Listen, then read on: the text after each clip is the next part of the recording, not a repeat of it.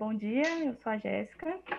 Eu vou apresentar então o nosso trabalho com a reavaliação da filogenia da ordem Amblypide, baseada em caracteres morfológicos. Esse trabalho foi executado então por mim, pelo Dr. Facundo Labarque, pelo Dr. Gustavo Miranda e pela doutora Lívia Fusari. Bom, dentro da classe aracnida, nós observamos então ordens mais estudadas, né, como Arane, Opiliones e Escorpiones, e algumas ordens pouco estudadas atualmente, como Schizomida, Ricinulae e nosso objeto de estudo, os Amblypide. Os Amblypide, então, eles são caracterizados por possuírem um corpo dorso-ventralmente achatado. Esse corpo é dividido, então, em prosoma, observado aqui na região anterior ao corpo do organismo, e opistosoma, região posterior. Os Amblypides, eles se distinguem de outros aracnídeos por apresentarem uma modificação no primeiro par de pernas. Esse primeiro par de pernas, então, ele é utilizado como estrutura estritamente funcional, não sendo utilizado como função locomotora. São organismos predadores naturais, se alimentam preferencialmente de organismos vivos e apresentam em sua morfologia, então, um par de pedipalpos raptoriais. Esses pedipalpos são utilizados em interações interespecíficas, como, por exemplo, na captura e manipulação das presas. Os Amblypides são tipicamente noturnos, ou seja, seu pico de atividade ocorre geralmente após o crepúsculo, e ocupam diversos ecossistemas, desde desertos até florestas tropicais e cavernas. As filogenias, então, de aracnida propõem Amblypide como grupo irmão de Telefônida e Schizomida, formando o grande grupo Pedipalpi, cuja característica principal é a presença de um par de pedipalpos raptoriais. Schultz, então, propõe essa filogenia baseada em caracteres morfológicos, e Ballesteros e Sherman propõem a filogenia de aracnida baseada em dados moleculares. Os autores ainda propõem pedipalpo como um grupo irmão de Arane, formando o grande grupo Tetrapulmonata, com a característica da presença de 2 pares de pulmões foliáceos. A proposta mais atual, relacionada aos grupos internos de Amblypide, foi feita então por Gerwood et al. Em 2017, onde os autores utilizaram 5 gêneros viventes de Amblypide e mais 4 gêneros fósseis. Aqui à direita, então, a gente pode observar a árvore proposta pelos autores.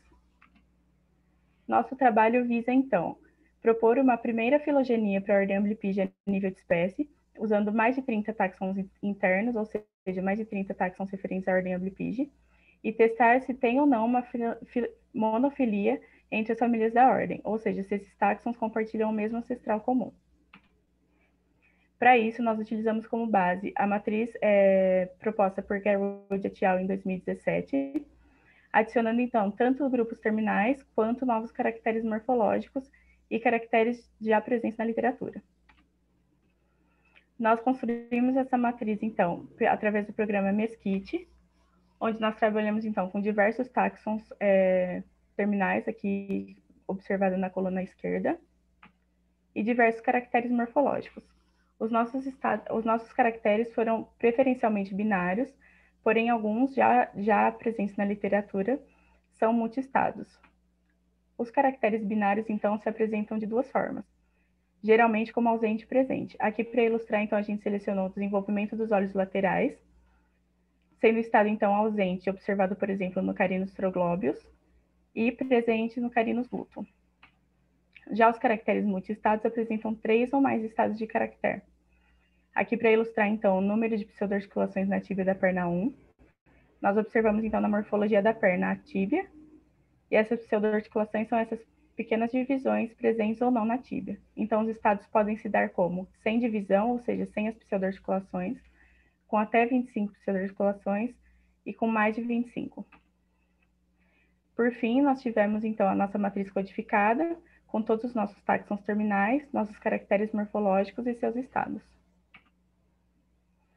Para levantar, então, os dados dos terminais, nós buscamos artigos sobre a ordem Amblypide na literatura já existente e realizamos a nossa coleta dos dados. Para isso, foram utilizados 52 táxons, sendo 17 táxons externos, todos pertencentes ou à extinta ordem Trigonotárbida, ou à Schizomida, ou Telefônida, ou Arane, e 35 espécies do nosso grupo interno, ou seja, os Amblypide. Essas espécies são pertencentes às 5 famílias atuais de Amblypide, sendo 31 espécies viventes e 4 espécies fósseis. Utilizamos, então, o gênero Euphrynus como grupo externo para enraizar nossa árvore. Esse grupo foi selecionado por fazer parte da extinta ordem Trigonotarbida, considerado irmão de todos os outros tetrapulmonatas. Para nossas análises, nós utilizamos, então, o programa TNT, onde foi realizada uma codificação dos caracteres e proposta, então, a nossa análise New Technology Search, utilizando o nosso script e mais de 5.000 réplicas, sendo 10 réplicas por análise, com uma memória de retenção de 20.000 árvores. Utilizamos também o RASIO-TBR, que permite uma randomização dos nossos dados, buscando a estabilidade dos nossos resultados. A fim de elucidar, então, o quão consistente nossa árvore se deu, nós utilizamos também o suporte de Bremer. Nossos resultados até agora indicam que foram utilizados 249 artigos referentes à literatura de Amblypide. Desses, 105 foram utilizados para a coleta dos nossos dados, sendo que a maioria é de cunho de descrição de espécie ou revisão de gênero, por exemplo. Nossos caracteres, então, foram utilizados 117 compondo nossa matriz, sendo, então, 106 caracteres retirados de propostas anteriores e 11 caracteres novos, ou seja, exclusivos do nosso estudo. Esses caracteres, então, foram utilizados através de estruturas referentes ao primeiro par de pernas, aos pedipalpos, à cavidade oral, ao cefalotórax e ao opistosoma como um todo. Inicialmente, nós realizamos a análise com pesagem igualitária. Essa análise gerou, então, o nosso resultado aí observado na árvore à direita. Porém, esse tipo de análise nos gerou um resultado com muitas homoplasias. E a fim de resolver e dar uma relação melhor estabelecida para o nosso grupo interno, nós realizamos, então, a pesagem implícita, selecionando como árvore preferida a imagem aí observada à direita. Para isso, essa árvore preferida foi selecionada através do uso do nosso script, mais o uso do caótimo. Esse caótimo foi obtido através do script proposto por Salvador Arias. Observamos, então, que a Amblypide forma um clado, ou seja, essa ordem é monofilética. Nossas análises também propõem 3 sinapomorfias para a ordem Amblypide, sendo uma delas a presença de apófise ventral no trocânter do pedipalpo. Então, nós temos aqui a morfologia do pedipalpo, o trocânter, a apófise ventral seria essa projeção observada no trocânter. A presença do órgão de limpeza do pedipalpo. Também no pedipalpo, então, nós temos aqui no tarso a presença dessa estrutura, que seria o órgão de limpeza. E ainda a presença de fileiras no espinho da patela do pedipalpo. Também, então, na estrutura relacionada ao pedipalpo. A fim de elucidar de uma forma melhor, nós separamos, então, a nossa árvore em famílias, já propostas na literatura, e observamos que a família Paracarontide se mostrou parafilética, composta aqui, então, pelas 2 espécies fósseis, Glaiophonos e Paracaronopsis, e pelo nosso fóssil vivo, Paracaron secus. Ainda propomos o gênero fóssil Burmacaron, descrito ainda esse ano como irmão dos gêneros Sarax e Weigoldia. A família Carinide também se mostrou parafilética, tanto as relações entre a família quanto as relações entre os gêneros, ilustrada aqui, por exemplo, por Sarax. A família Carontide também se mostrou parafilética. 12 minutos, Jéssica. Desculpa. Cronocaron, então, nós posicionamos na família Carontide, que ainda não havia nenhuma relação com nenhuma família. E a superfamília Frinoidea se mostrou monofilética. Porém, ao analisar as famílias Phrynicide e Phrynidae, é possível observar que elas são parafiléticas. Aproximadamente 25% dos nossos caracteres são relacionados às estruturas dos pedipalpos e todas as sinomorfias fazem parte dessas estruturas. Nosso trabalho, então, é o primeiro a ser realizado a nível de espécie, incluindo 17 gêneros da ordem Amblypide.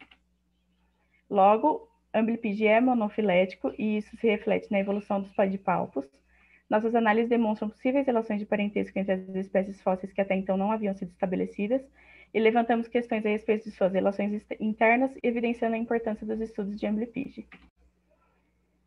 Agradeço, então, aos laboratórios que faço parte, à CAPES, ao meu programa, ao Congresso e ao Gustavo Miranda pela contribuição e disponibilidade dos artigos. Obrigada.